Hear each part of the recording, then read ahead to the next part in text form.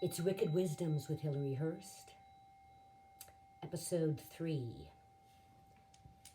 Today I'm going to sing to the Great Spirit in honor. I'm gonna let life move me. I'm gonna let life stir me deep. I'm gonna let life wake me from an ancient sleep. I'm gonna laugh all my laughter. I'm gonna cry all my tears. I'm gonna love the rain just as deeply as the sun when it clears. I'm gonna let life move me. I'm gonna let life stir me deep. I'm gonna let life wake me from an ancient sleep. I'm gonna laugh all my laughter. I'm gonna cry all my tears. I'm gonna love the rain just as deeply as the sun when it clears. I'm gonna love the rain just as deeply as the sun when it clears. And the sun's coming out right now. Greetings, everybody. Here we are. We're still in this strange state. We're still in this beautiful invitation towards the self. And this time has brought me back to the importance of the human salves, my favorite topic. I had the great opportunity of studying with Angela Sarian, thank you so much, in grad school. And her story goes like this. In the olden days, when one was in despair, when one was frightened, when one was scared, when one was jealous or enraged, they went to the medicine man and woman, and they were asked one or all of the four questions. 1, when was the last time you were singing? 2, when was the last time you were dancing? 3, when was the last time you were enchanted by story? And 4, when was the last time you were comforted by the deep territory of your own silence? Now tonight I want to talk about the third one, the enchantment of story, because I'm drawn very much to the power of story. And I believe strongly that the story that we tell ourselves becomes the story of what is. And the power of the collective story now is really, really potent. And the power of your own personal story and the dissolution of those parts that no longer serve you are also very important. And I love story, if you haven't already noticed. And wisdom is also about the sharing of the story, is it not? A brief addendum to wicked wisdom and the definition that I gave a few episodes ago. Wicked, being that of evil, also comes from the Middle English of wicked and Wicca. And Wicca, of course, is that of the wizard and the wise one. So I think it's curious that it got translated into something terrible and horrible during the time when, of course, all of our wisdoms were greatly dismissed. We were annihilated, we were burned, we were hung, we were all of that. So bring on the wicked wisdoms now, because it's our time. And this story of enchantment, what does it mean to be enchanted by a story? The word enchanted is another definition that intrigues me, for enchanted comes from enchantment, which is that of the magic realm, that of the realm of the awesome, of the mysterious, that of the realm that we are actually greatly missing during this time, and that of the realm that we are being called on right now to access.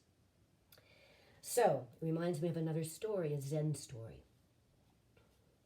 One day there was a man who was running fearfully and ferociously away from a group of snarling, yapping, crazed wild tigers.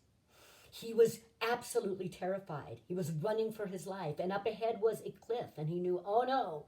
And at the side of the cliff, though, he noticed that there was a vine connected to a long kind of stick-like thing from the cliff, and he ran, and just in time, he grabbed onto the cliff vine while the snapping tigers went to the edge of the cliff. And he was, oh my God, I saved myself. And he's hanging on to the vine, only he hears more snarling and yapping, and he looks down, and to his dismay below in the ravine is another group of snarling, yapping tigers jumping up to try and get him.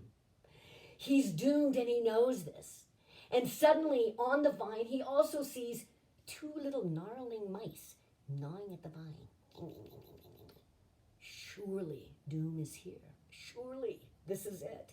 He's sweating profusely. He's holding on for dear life. He turns and suddenly he notices a wild strawberry on the cliff. With all his might, with all his chi, with the last reserve of his very life, he propels his full body on that vine, reaches out to the cliff, grabs the strawberry, puts it in his mouth, and realizes he never knew how sweet a strawberry could taste. Now, what part of the story do you pay attention to? Are you focused on the gnarling tigers? Are you focused on the fact that he is going to die because, newsflash, folks, we're all gonna die? Are you focused on the gnarling mice, which are the particulars of life that are always there to make it even more gnarly? Or have you ever noticed a wild strawberry on a cliff wall? Miraculous in and of itself, because wild strawberries, we all know, are very small. So this story to me illustrates, what is it that we notice? Where's the enchantment of the story? What's the part of it that we choose to focus on in our life? What is your primal story now? Are you focusing on the terror and the fears and the horrors of this virus, of which there are many? Are you focusing on cleaning out your own home and clearing your side of the sidewalk? A good practice right now. Getting rid of the part of the story that no longer serves you, because stories, by the way, have chapters. And we Americans, we're somewhat obtuse, you know. We like to go over the same chapter over and over again. Instead of realize when you come to a new end of the chapter, it's time to move on to the next one. This is a global new chapter, my friends. We cannot go back to the same chapters we've been in. We are being asked to create a new chapter, which means that we're being asked to really look at what our story is. What our beautiful illuminated story. I realize I'm half in the light, half in the dark. I find that fascinating. Perhaps that's the ultimate wisdom, isn't it? The capacity to hold fucking polarity in my hands. It's true. It's this and it's that. Yes, it's evil and it's awesome. It's terrifyingly beautiful. And it's beautifully horrible. So, my friends, Mary Oliver says it very clearly in her brief little instructions for life. 1, pay attention. 2, be astonished. And 3, tell about it. So for those of us who can hear and understand and believe now that our stories are being challenged and we get to create new ones, here's to this time for understanding what your enchantment to story is, what you're sharing with other people, what storage you have from the deep resources of your heart, from the depth of your soul that can be offered back into this world at this time. I see you. I hear you. I love you. I love you, my intrepid voyagers. I love you for being willing and open to challenge your story, to rewrite it, to edit it over and over again, to throw it away and start it anew. Because every day, my friends, every day we have this opportunity. This is it. We're here. I'm so glad you're alive. Peace out, my loves. Be well. Namaste. Be kind. Have some